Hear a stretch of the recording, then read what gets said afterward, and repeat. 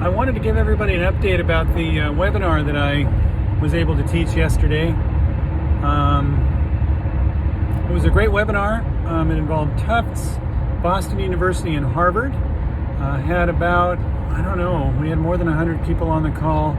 I think it was well attended. I think it was pretty well received. It seemed to be a pretty worthwhile webinar. You know, one of the challenges we always have when we're doing these webinars is you can never really tell if people are enjoying it. You know, there are lots of questions that get asked relative to the content, but you never really know if it's worthwhile, you know.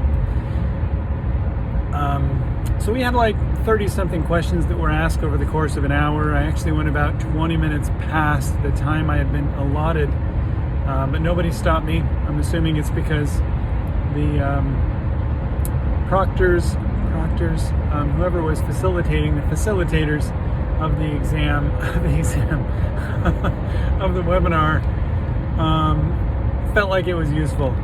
So one of the challenges, in addition to, you know, whether it's worthwhile and the individuals are actually finding it useful, is the information I'm providing, is it going to be executable? So is it information that I can, for me, if I'm going to a seminar or attending a webinar, is it information that I can take and plug it directly into my clinical practice? So I want it to be valuable. You know, I was teaching dental students, essentially providing some basics on single tooth implant restorations. And so for some of them, you know, being a second or a third year, even a first year dental student, doing any of the restorations may be a while away, a while into the future. So having it being, making sure that it's valuable to them now is helpful, but also for those that are closer, beginning or actually doing the restorations, is it something that they can immediately start to use? All of the pie in the sky, the, you know, esoteric discussion of protocols and processes, for a lot of people is a waste of time. So we want to make sure that it's valuable. So, but I did upload the link to the webinar. It seemed pretty good. You know, there are always challenges when you're presenting, sometimes with bandwidth, sometimes with stuttering of the internet.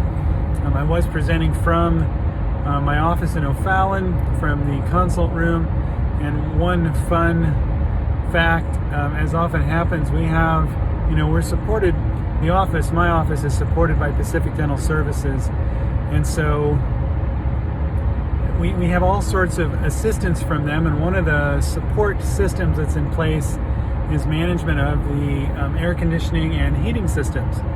So I had originally started the webinar at about 5:45 p.m. my time, and went till a little bit after 7. You know, we actually started the lecture right at 6 my time, 6-ish, and we concluded the lecture a little bit after 7. But right at 7 p.m., it's like they had it programmed, the air conditioning program, so the heat just started blasting. Normally we keep the air conditioning set to about 65 degrees, and rarely does the air conditioner actually ever keep up with how much activity is happening in the office. So I'm sitting there in the webinar, finishing up the last 3 or 4 or 5 slides, and the heat is just melting me. So hopefully that didn't come through. I hope I didn't sweat too much on the screen. I actually had a nice little ring light with light, and sometimes that ring light can really accentuate some of the perspiration that's on your face. But it was a good webinar. Hopefully it was useful for those of you that were able to attend it or watch it, which is the previous video that I just uploaded. I think it was helpful. I think it was good. But please give me feedback if you do end up spending some time. You know, it's good information, but again, the way it's presented, and sometimes the order and sometimes the details go beyond what's necessary. So again, feedback in the comments, appropriate feedback, helpful feedback, is always welcome. And thanks for watching.